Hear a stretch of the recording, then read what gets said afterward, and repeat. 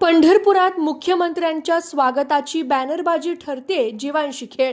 Helipad समोरील धोकादायक बॅनरमुळे भाविकांचा जीव मुठीत। राज्याचे मुख्यमंत्री देवेंद्र फडणवीस यांच्या आजच्या पंढरपूर दौऱ्याचे औचित्य साधत स्थानिक हौशा-गौशा नेत्यांनी शहरात बॅनर्सचा अक्षरशः धुमाकूळ घातलाय। मात्र नेत्यांच्या या फुटकळ स्वार्थातून आणि अतिउत्साहातून लावण्यात आलेली ही बॅनरबाजी आता सामान्यांच्या आणि वारकरी भाविकांच्या जीवावर बेतण्याची शक्यता निर्माण झाली आहे। विशेषतः मुख्यमंत्र्यांचे हेलिकॉप्टर उतरणाऱ्या हेलिपॅडच्या परिसरातच हा सावळा गोंधळ पाहायला मिळतोय।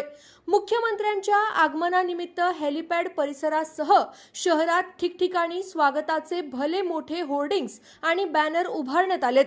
मात्र यातील अनेक बॅनर अत्यंत निकृष्ट दर्जाचे आणि घाईघाईने लावण्यात आल्याचं उघड झालंय। हेलिपॅड समोरच लावण्यात आलेला एक भला मोठा बॅनर वाकलेल्या स्थितीत असून तो कोणत्याही क्षणी रस्त्यावर येऊन मोठा अपघात घडवू शकतो। या धोकादायक बॅनर खालून ये-जा करणाऱ्या लोकांना रोखण्यासाठी आणि सतर्क करण्यासाठी तेथे तैनात असलेल्या पोलिसांना या बॅनर पासून लोकांचं संरक्षण करावं लागतंय।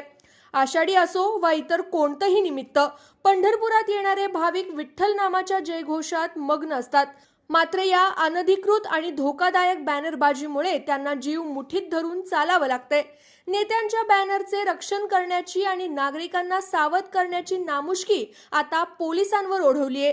काही वेळापूर्वी हा धोकादायक बॅनर वाकून मधोमध फाटला सुद्धा, परंतु फाटलेला बॅनर आणि त्याची फ्रेम अजूनही धोकादायक स्थितीत हवेत लटकते।